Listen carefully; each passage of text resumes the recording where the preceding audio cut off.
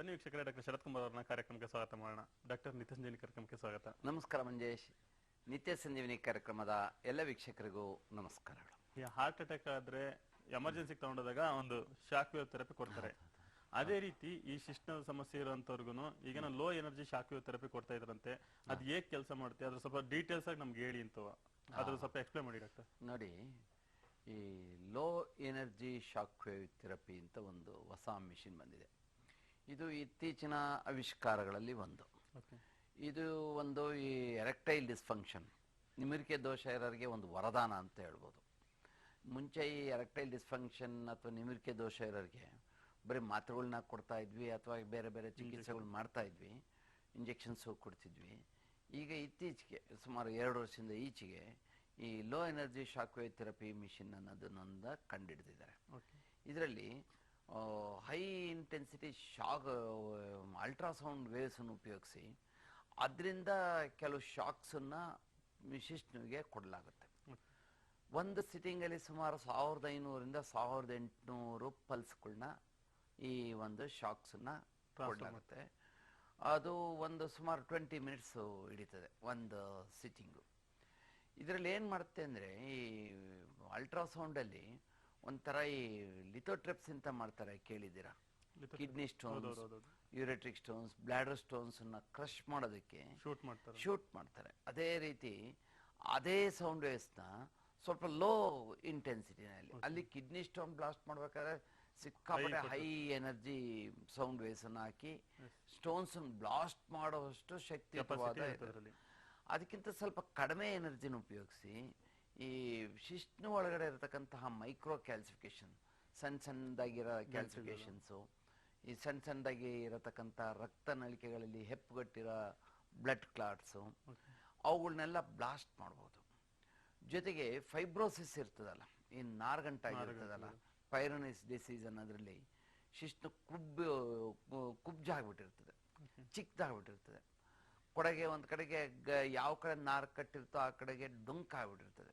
ಈ ಡೊಂಕಾದ ಶಿಶ್ನು, ಕುಬ್ಜವಾಗಿರೋ ಶಿಶ್ನು, ಸಣ್ಣಗಾಗಿರೋ ಶಿಶ್ನು ಮುಂಚೆ ಚೆನ್ನಾಗಿರ್ತದೆ. ನನ್ನ ಹತ್ರ ಸುಮಾರು ಪೇಷಂಟ್ಸ್ ಹೇಳ್ತಾರೆ, ಮೊದಲೆಲ್ಲ ನಂದು ಪೀನಿಸ್ ತುಂಬ ಚೆನ್ನಾಗಿತ್ತು ಸರ್, 7 ಇಂಚಿತ್ತು ನಿಮಿರಿಕೆ ಉಂಟಾದಾಗ, ಈಗ ನೋಡಿ ಬರೀ 3 ಇಂಚ್ ಆಗಿದೆ, 4 ಇಂಚ್ ಆಗಿದೆ ಅಂತ ಬರ್ತಾರೆ. ಇವರಿಗೆ ಕಾರಣ ಇಷ್ಟೇ, ಒಳಗಡೆ ಮುಂಚೆ ಏನೊಂದು ಸ್ಪಾಂಜಿ ಟಿಶ್ಯೂ ಇತ್ತು, ಕಾರ್ಪಸ್ಸು, ಅದು ಹೋಗ್ಬಿಟ್ಟು ಎಲ್ಲ ಫೈಬ್ರೋಟಿಕ್ ಟಿಶ್ಯೂ ಆಗ್ಬಿಟ್ಟಿರ್ತದೆ, ಗಂಟು. ಆಗೇನಾಗುತ್ತೆ, ನಿಮಿರಿಕೆ ಉಂಟಾಗಲ್ಲ. ಎಷ್ಟು ಸೈಜ್ ಇರುತ್ತೋ ಕುಬ್ಜಾಗಿದ್ದಾಗ, ಅಂದ್ರೆ ನಿಮಿರಿಕೆ ಉಂಟಾಗಿಲ್ದ ಇದ್ದಾಗ ಶಿಶ್ನು ಎಷ್ಟಿರ್ತೋ ಅಷ್ಟೇ ಇರ್ತದೆ, ಊದಾಗದೇ ಇಲ್ಲ. ಅದಕ್ಕೆ ಪೆರೋನಿಸ್ ಡಿಸೀಸ್ ಅಂತೀವಿ. ಜೊತೆಗೆ ಯಾವ್ದಾದ್ರು ಒಂದು ಸೈಡು ಏನಾದ್ರೂ ನಾರ್ಗಂಟಾದ್ರೆ ಒಂದು ಕಡೆಗೆ ಡೊಂಕಾಗುತ್ತೆ, ಅದನ್ನ ಡೊಂಕಾದ ಶಿಶ್ನು ಅಂತ ಹೇಳ್ತೀವಿ. ಅದು ಬೆಂಟ್ ಪೀನಿಸ್ ಅಂತ ಹೇಳ್ತೀವಿ. ಇಂಥವ್ರಿಗೆಲ್ಲ ಈ low energy shock wave therapy ಕೊಟ್ಟಾಗ ಏನಾಗುತ್ತೆ, ಎಲ್ಲೆಲ್ಲಿ ಫೈಬ್ರೋಸಿಸ್ ಆಗಿರ್ತದೆ ಅದೆಲ್ಲ ಬಿಡಿಸುತ್ತೆ, ಈ ಹೋಗಿ ಒಂದು ಸೌಂಡ್ ವೇವ್ಸು ಬ್ರೇಕ್ ಮಾಡುತ್ತೆ. ಜೊತೆಗೆ ಇನ್ನೊಂದು ಅತ್ಯದ್ಭುತವಾದ ಕೆಲಸ ಈ ಲೋ ಎನರ್ಜಿ ಶಾಕ್ ಥೆರಪಿದು ಅಂದರೆ ನಿಯೋವ್ಯಾಸ್ಕ್ಯುಲರೈಸೇಷನ್ ಮಾಡುತ್ತೆ. ಅಂದರೆ ಹೊಸ ರಕ್ತ ನಳಿಕೆಗಳನ್ನು ಹಾಕುವಷ್ಟು, ಮಾರ್ಪಾಡು ಮಾಡುವಷ್ಟು ಅವಕ್ಕೆ ಶಕ್ತಿ ಇರ್ತದೆ. ಅಂದರೆ ಒಳಗಡೆ ಹೊಸ, ಈಗ ಒಂದು ರಕ್ತ ನಳಿಕೆ ಕಟ್ಟಿ ಹೋಗಿರ್ತದೆ, ಬ್ಲಾಕ್ ಆಗಿರುತ್ತೆ, ಅದ್ರ ಪಕ್ಕದಲ್ಲಿ ಒಂದು ಹೊಸದನ್ನ ಉತ್ಪಾದನೆ ಮಾಡುತ್ತೆ, ಈ ದಾರಿ ಮಾಡುತ್ತೆ. ಈ ಟ್ರಿಬ್ಯೂಟರೀಸ್, ಈಗ ನದಿನಲ್ಲಿ ಯಾವ್ದಾದ್ರು ಒಂದು ಕಡೆ ಮುಚ್ಚೋಗಿದ್ರೆ ಇನ್ನೊಂದು ಕಡೆ ತಗೊಳ್ತಲ್ಲ, ಅದೇ ಥರ ದಟ್ ಈಸ್ ನಿಯೋವ್ಯಾಸ್ಕ್ಯುಲರೈಸೇಷನ್ ಮಾಡುತ್ತೆ. ಜೊತೆಗೆ ಪೀನೇಲ್ ನರ್ವ್ಸ್ ಇದೆಯಲ್ಲ, ನರಗಳು, ಸಿಂಪಥೆಟಿಕ್ ಮತ್ತು ಪ್ಯಾರಾಸಿಂಪಥೆಟಿಕ್ ನರ್ವ್ಸು, ಅವುಗಳನ್ನ ಈ ಶಬ್ದದ ತರಂಗಗಳು ಉತ್ತೇಜನ ಕೊಡುತ್ತವೆ, ಸ್ಟಿಮ್ಯುಲೇಷನ್ ಕೊಡ್ತವೆ. ಈ ಯಾವ ಈ ನರ್ವ್ಗಳು ದೌರ್ಬಲ್ಯ ಆಗಿರ್ತದೆ, ಡಯಾಬಿಟಿಕ್ ಪಿನೋಪತಿ ಆಗಿರ್ತದೆ, ಶುಗರ್ ಇರೋರಿಗೆ ನರ್ವ್ಸ್ ಎಲ್ಲ ಆಗಿರ್ತದೆ, ಮರಗಟ್ಟೋಗಿರ್ತದೆ, ಅಂಥವ್ರಿಗೆ ಈ low energy shock wave therapy ಕೊಟ್ಟಾಗ ನರಗಳು ಮತ್ತೆ ಪುನಶ್ಚೇತನಗೊಳ್ತವೆ. ಅದರಿಂದ ಈ low energy shock wave therapy 3 ರೀತಿಯಲ್ಲಿ ಕೆಲಸ ಮಾಡ್ತವೆ. ಕಟ್ಟಿ ಹೋಗಿರುವ ರಕ್ತನಾಳಗಳನ್ನು ಮತ್ತೆ ತೆರೆಯುವಂತೆ ಮಾಡ್ತವೆ, ಹೊಸದಾಗಿ ರಕ್ತನಳಿಕೆಗಳನ್ನು ಉತ್ಪಾದನೆ ಮಾಡೋದಕ್ಕೆ ಸಾಮರ್ಥ್ಯ ಹೊಂದಿದೆ, ಮತ್ತು 3ನೇದು ಅಂತಂದರೆ ಈ ಸಣ್ಣದಾಗಿರೋ ಶಿಶ್ನನ್ನ ಹಿಗ್ಸೋದಕ್ಕೆ ಹೆಲ್ಪ್ ಮಾಡ್ತದೆ.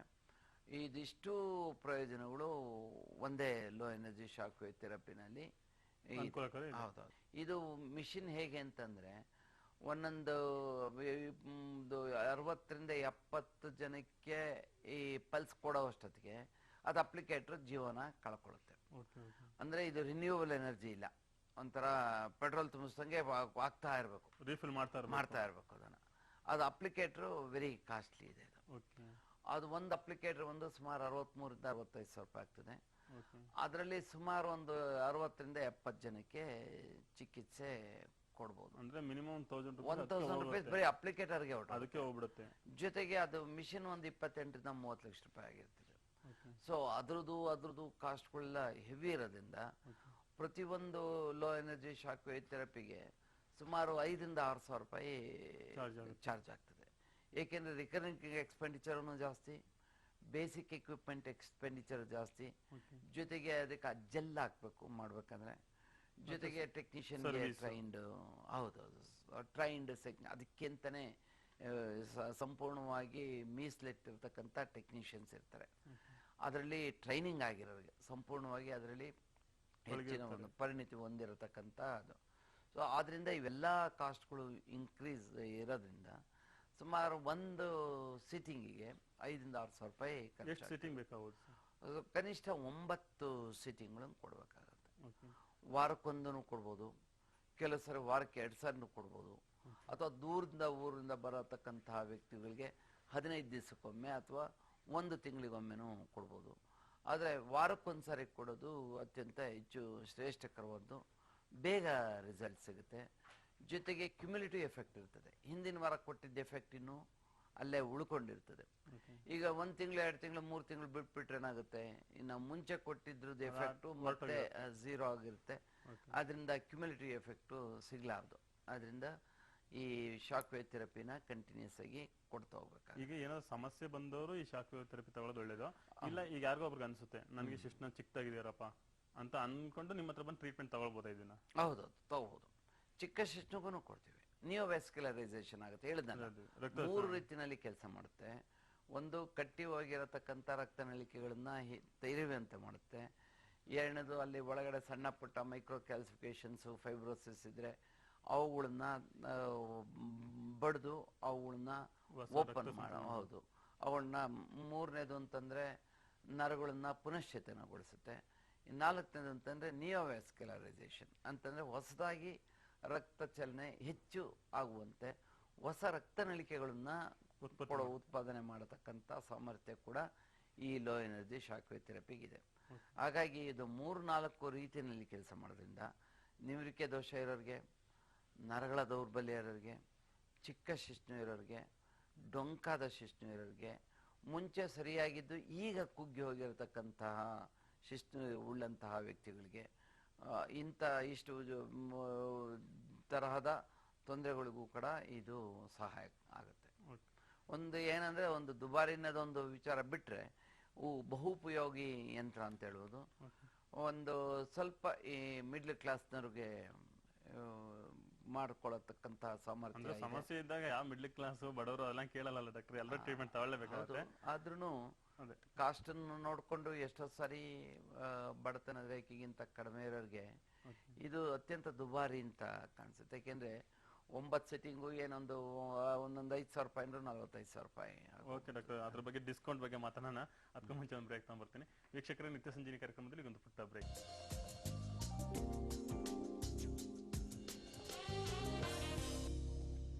ಬ್ರೇಕ್ ನಂತರ ನಿತ್ಯ ಸಂಜೀವಿನಿ ಕಾರ್ಯಕ್ರಮಕ್ಕೆ ಮತ್ತೆ ಸ್ವಾಗತ.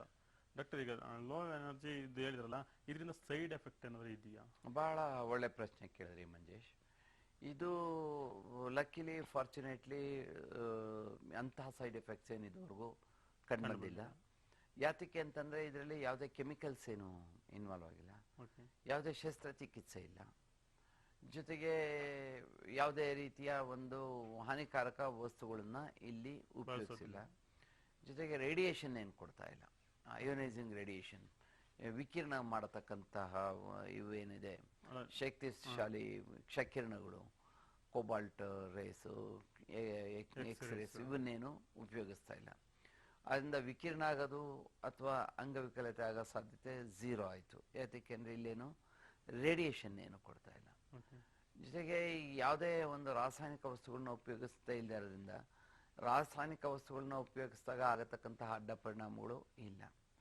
ಯಾವುದೇ ಚುಚ್ಚುಮದ್ದನ್ನು ಕೊಡದೇ ಇರೋದ್ರಿಂದ ಈ ಅಲರ್ಜಿಕ್ ರಿಯಾಕ್ಷನ್ಸ್ ಅದು ಇದು ಇಂಜೆಕ್ಷನ್ಸ್ಗಳಲ್ಲಿ ಏನೇನು ತೊಂದರೆ ಆಗುತ್ತೋ ಅದು ಯಾವುದೂ ಇಲ್ಲ. ಜೊತೆಗೆ ಶಸ್ತ್ರಚಿಕಿತ್ಸೆ ಏನು ಇಲ್ಲದೆ ಇರೋದ್ರಿಂದ ಯಾವುದೇ ರೀತಿಯ ಶಸ್ತ್ರಚಿಕಿತ್ಸಾ ಅಡ್ಡ ಪರಿಣಾಮಗಳಿಲ್ಲ. ಜೊತೆಗೆ ಲೋಕಲ್ ಅನಸ್ತೇಷನ್ ಏನು ಕೊಡಬೇಕಾದಿಲ್ಲ. ಲೋಕಲ್ ಅನಸ್ತೇಷಿಯಾ ಕೊಟ್ಟರು ಕೆಲವು ಸರಿ ಲೋಕಲ್ ಅನಸ್ತೇಷಿಯಾಗೇನೆ ಅಲರ್ಜಿ ಆಗ್ಬೋದು. ಅನಸ್ತೇಷಿಯಾ ಏನು ಬೇಕಾಗಿಲ್ಲ. ಹಾಗಾಗಿ ಇದು ಅತ್ಯಂತ ಉಪಯೋಗ ಆಗತಕ್ಕಂತಹ ಮತ್ತು ಯಾವುದೇ ದುಷ್ಪರಿಣಾಮ ಇಲ್ಲದೆ ಇರತಕ್ಕಂತಹ ಒಂದು ಈ ಬಹು ಉಪಯೋಗಿ ಯಂತ್ರ ಅಂತ ಹೇಳ್ಬೋದು. ಇದುವರೆಗೂ ಮಾಡಿರೋಲ್ಲಿ ಯಾರಿಗೂ ಅಂಥದ್ದೇನು ಕಂಡುಬಂದಿಲ್ಲ. ಅದರಿಂದ ಬಹಳ ಸೇಫ್ ಅಂತ ಅನಿಸುತ್ತೆ. ಅದ್ರ ಜೊತೆಗೆ ಎಕ್ಸ್ಟರ್ನಲ್ ಅಪ್ಲಿಕೇಟರ್ ಯೂಸ್ ಮಾಡೋದ್ರಿಂದ, ಅಂದರೆ ಒಳಗಡೆ ಶರೀರದ ಒಳಗಡೆ ಏನು ನಾವು ಕೊಡೋದು ಹಾಯಿಸೋದು ಮಾಡದೇ ಇರೋದ್ರಿಂದ ಏನು ತೊಂದರೆ ಆಗೋದಿಲ್ಲ. ಅದರಿಂದ ಇದನ್ನ ಎಲ್ಲರೂ ಉಪಯೋಗಿಸ್ತಾರೆ. ಈ ಟ್ರೀಟ್ಮೆಂಟ್ ತಗೋಬೇಕಾದ್ರೆ ಏನೋ ಪ್ರಿಕಾಷನ್ಸ್ ತಗೊಂಡ್ಬರ್ಬೇಕಾ? ಈ ಥರ ಏನಾದ್ರು ಇದೆಯಾ? ಏನು ಪ್ರಿಕಾಷನ್ಸ್ ಏನು ಬೇಕಾಗಿಲ್ಲ. ಏನು ನಾರ್ಮಲ್ ಯಾರಿಗೆ ನಿಮಿರಿಕೆ ದೋಷ ಇದೆ ಅಥವಾ ಚಿಕ್ಕ ಶಿಸ್ತು ಇದೆ, ಡೊಂಕಾದ ಶಿಸ್ತು ಇದೆ, ಅವರುಗಳು ನೇರವಾಗಿ ಚಿಕಿತ್ಸೆನ ತೆಗೆದುಕೊಳ್ಬೋದು. ನಮ್ಮ ಪಬ್ಲಿಕ್ ಟಿವಿ ಅವ್ರು ಬಂದ್ರೆ ಡಿಸ್ಕೌಂಟ್ ಮಾಡ್ತೀರಾ? ಖಂಡಿತ ಮಾಡ್ಕೊಡ್ತೀರಿ. ಡಾಕ್ಟರ್. ಮತ್ತೆ ಈಗ ಶಿಶ್ನದ ಸಮಸ್ಯೆ ಇರೋಂಥ ಪುರುಷರಿಗೆ ಏನ್ ಹೇಳಕ್ ಬಯಸ್ತೀರಿ ಡಾಕ್ಟರ್ ನೀವು? ನೋಡಿ, ಈ ಬಹಳ ಮುಖ್ಯವಾದ್ದು ಅಂತಂತಂದ್ರೆ ಈ ಶಿಶ್ನುವಿನ ಸಮಸ್ಯೆ ಇರತಕ್ಕಂತಹ ಪುರುಷರು ಮತ್ತು ಯುವಕರು ಒಂದು ಹಿಂಜರಿಕೆಯಿಂದ, ಕೀಳಿರಿಮೆಯಿಂದ ಯಾವುದೇ ವೈದ್ಯರ ಹತ್ರ ಹೋಗಿ ತೋರಿಸ್ಕೊಳ್ಳೋದಕ್ಕೆ ನಾಚಿಕೆ ಪಟ್ಕೊಳ್ತಿರ್ತಾರೆ, ಸಂಕೋಚ ಪಟ್ಕೊಳ್ತಿರ್ತಾರೆ. ನಾನು ಕೇಳೋದಿಷ್ಟೇ, ಈಗ ಬೇರೆ ಯಾವುದೇ ತೊಂದರೆ ಇದ್ರೆ, ಈಗ ಕಣ್ಣಿನ ದೋಷ ಇದ್ರೆ ಓಡೋಗ್ತೀವಿ, ಈ ಕಣ್ಣು ಒಂಚೂರು ಕಾಣಲ್ಲ, ಒಂಚೂರು ಮಂಜಾಗಿದೆ ಅಂದ ತಕ್ಷಣ ಒಂಚೂರು ಕಿವಿ ಏನಾದ್ರು ಸರಿಯಾಗಿ ಕೇಳಿಸ್ತಿದ್ರೆ ಕಿವಿ ಡಾಕ್ಟರ್ ಹತ್ರ ಓಡೋಗ್ತೀವಿ. ಬಾಯಿನಲ್ಲಿ ಏನಾದ್ರು ಹುಣ್ಣುಗಳಾದ್ರೆ ತಕ್ಷಣ ವೈದ್ಯರ ಹತ್ರ ಓಡೋಗ್ತೀವಿ. ಎದೆನೋವು ಅಂದ್ರೆ ಎದೆನೋವು ಕಾಣಿಸೋದಕ್ಕಿಂತ ಮುಂಚೆನೆ, ಎದೆನೋವು ಇನ್ನೇನು ಕಾಣುತ್ತೆ ಅನ್ನೋದಕ್ಕಿಂತ ಮುಂಚೆನೆ ಜಸ್ಟ್ ಎದೆ ಡಾಕ್ಟರ್ ಹತ್ರ ಹೋಗಿ, ಕಾರ್ಡಿಯಾಲಜಿಸ್ಟ್ ಹತ್ರ ಹೋಗಿ ಆಂಜಿಯೋಗ್ರಾಮ್ ಮಾಡಿ, ಆಂಜಿಯೋಪ್ಲಾಸ್ಟ್ ಮಾಡಿಸಿ, ಆಂಜಿಯೋಬ್ಲಾಸ್ಟ್ ಮಾಡಿಸಿ, ಕಡೆಗೆ ಓಪನ್ ಹಾರ್ಟ್ ಸರ್ಜರಿನು. ಆವಾಗ ಯಾವುದೇ ಕಾಸ್ಟನ್ನ ಯೋಚನೆ ಮಾಡೋದಿಲ್ಲ, ಅದ್ರ ಬಗ್ಗೆ ಚಿಂತೆ ಮಾಡೋದಿಲ್ಲ. ಬೇಕಾದ್ರೆ ಮನೆ ಮಠ ಮಾರಿ ಚಿಕಿತ್ಸೆ ತಗೊಂಡ್ಬಿಡ್ತಾರೆ. ಇನ್ನು ಕಿಡ್ನಿ ಸ್ಟೋನ್ಸ್, ಯೂರಿನ್ ಏನಾದ್ರು ಒಂದು ಚೂರು ಬ್ಲಾಕ್ ಆಗಿದೆ ಅಂದ ತಕ್ಷಣ ಯೂರಾಲಜಿಸ್ಟ್ ಹತ್ರ ಓಡೋಗ್ತಾರೆ. ಹೊಟ್ಟೆ ನೋವು ಅಂದ ತಕ್ಷಣ ಗ್ಯಾಸ್ಟ್ರೋಎಂಟ್ರಾಲಜಿಸ್ಟ್ ಹತ್ರ ಹೋಗ್ತಾರೆ. ಕೈಕಾಲು ನೋವು ಅಂದರೆ ನ್ಯೂರಾಲಜಿಸ್ಟ್ ಹತ್ರ ಓಡೋಗ್ತಾರೆ. ಬ್ಯಾಕ್ ಪೈನ್ ಅಂದ ತಕ್ಷಣ ಆರ್ಥೋಪಿಕ್ ಸರ್ಜನ್ ಹತ್ರ ಓಡೋಗ್ತಾರೆ. ಆದರೆ ಶಿಶ್ನದು ತೊಂದರೆ ಆದಾಗ ಯಾಕೆ ಯಾರ ಹತ್ರನೂ ಓಡೋಗೋದಿಲ್ಲ, ಮುಚ್ಚಿಟ್ಕೊಂಡ್ಬಿಡ್ತಾರೆ. ಆಮೇಲೆ ಜೊತೆಗೆ ನಾನು ಇನ್ನೂ ಒಂದು ಅಬ್ಸರ್ವ್ ಮಾಡಿದ್ದೀನಿ, ಯಾವುದೇ ಡಾಕ್ಟರ್ ಹತ್ರ ಹೋಗಿ ಎಲ್ಲ ತೊಂದರೆಗಳು ಹೇಳಿರ್ತಾರೆ, ಶಿಶ್ನದು ತೊಂದರೆ ಇರುತ್ತೆ, ಅದನ್ನ ಹೇಳೋದಿಲ್ಲ. ಉದಾಹರಣೆಗೆ ಫೈಮೋಸಿಸ್, ಬಿಗಿ ಮುಂದೋಗ್ಲು 2% ಪುರುಷರಿಗೆ, ಅಂದರೆ ಈ ಸನ್ನತಿ ಮಾಡದೇ ಇರತಕ್ಕಂಥ ಪುರುಷರು, ಮುಸ್ಲಿಮ್ಸನ್ನ ಬಿಟ್ಟು ಬಹುತೇಕ ಇನ್ನು ಹಿಂದೂಸು, ಬಹುತೇಕ ಕ್ರಿಶ್ಚಿಯನ್ಸು ಮಾಡಿಸಿರೋದಿಲ್ಲ ಈ ಮುಂಜಿ ಆಪರೇಷನ್ ಅಥವಾ ಸನ್ನತಿ ಆಪರೇಷನ್. ಅವ್ರುಗಳಿಗೆ ಈ ತೊಂದರೆ ಇದ್ರೂ ಡಾಕ್ಟರ್ ಹತ್ರ ಬೇರೆ ಯಾವುದಕ್ಕೋ ತೊಂದರೆ ಹೋದಾಗ ಜೊತೆಗೆ ಇದನ್ನು ಹೇಳ್ಬೋದಾಗಿತ್ತು, ಆದರೂ ಹೇಳಿರೋದಿಲ್ಲ.